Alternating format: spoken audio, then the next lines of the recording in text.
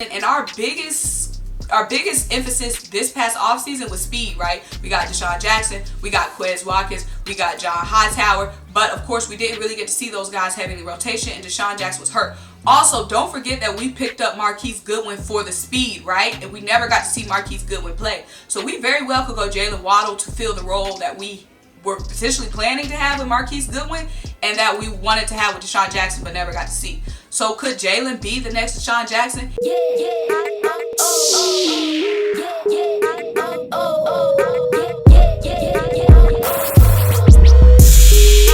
What's up? What's happening? What's popping, my people? Welcome back to another great episode of Simone with the Sports. I'm Simone, bringing you guys nothing but that sports and facts. Simone with the facts. So today we're talking about the NFL draft, guys. It came so quick. It just seemed like we just drafted Jalen Hurts, and we was all, y'all were in y'all feelings. I wasn't. So anyway, it's almost draft time again, and we got to get these mocks going on. So make sure you tap into my mock draft where I kind of talked about who could be available at number 6. I know obviously Devonta Smith is our top target. If Devonta's there, we got to get him. And it's kind of like that for Ja'Marr Chase too. Even though some of you guys have your kind of questions about Ja'Marr Chase because y'all haven't seen him play without Joey Burrow, which is, you know, a little bit of a phase act. But hey, who am I? Okay? But we're going to talk about Jaylen Waddle. Now, Jaylen Waddle is someone who might be a sleeper in the draft. And they definitely have him going like top 10. Definitely top 12. But a lot of people have him going top 10. But some people have him going top 5. Some people have him going top 6. And he's definitely a sleeper in the draft. Now, let's talk about Jaylen for a little bit. And specifically, I'm going to be giving you guys draft profiles throughout up until April. So I know some of you guys are going to see, Jaylen, why would we draft Jaylen over Devonta Smith? That's not what I'm saying. I'm just giving you guys 401 on all these guys. So let's talk about Jaylen Waddle, because honestly, the Jets, now we know the Jags are going quarterback. The Jets, their pick is really a question mark. Who's after the Jets? The Dolphins. The Dolphins are after the Jets. Who's number 3 pick?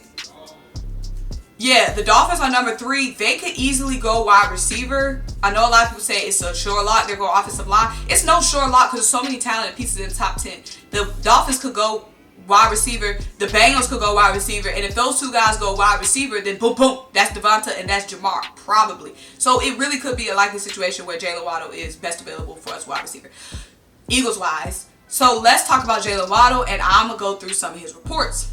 Now, obviously, he only played 5 games this season. He got hurt during the Tennessee game in October.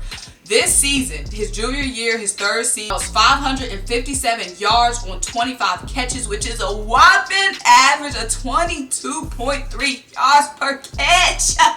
I'm talking about it's only going to take 5 plays for us to get down to the field and get to the end zone.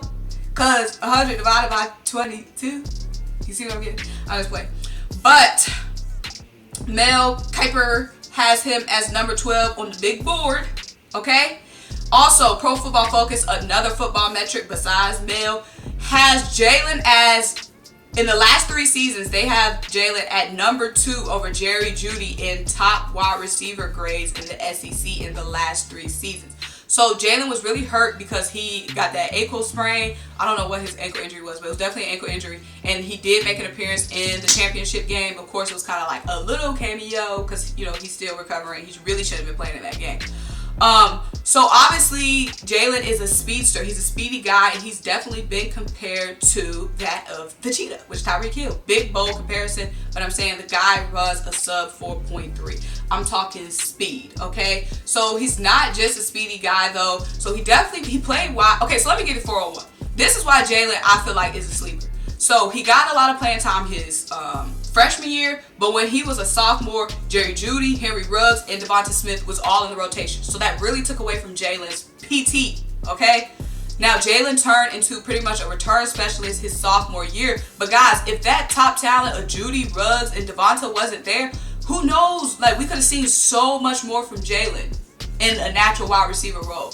True or false? True. So I'm like, dang, we didn't even get to fully see what Jaylen could do in 3 seasons. Like, we really only got to see 5 games in 1 full season because of so much talent his sophomore year. He got pushed out of the rotation a little bit. So I'm like, dang, we ain't even really, y'all ain't seen what Jaylen really can do yet. That's why I'm saying he could be a sleeper. Okay? You see what I'm saying there? You see what I'm saying? So he was heavy on the returns in his sophomore year. He averaged 24.4 yards on 20 punts and a touchdown on returns his sophomore year. So, and he had a return for a touchdown his freshman year as well. So he's definitely a versatile guy. They definitely use him at wideout. Now, he is undersized for the wideout position, probably in the NFL. He's 5'10", 182 pounds.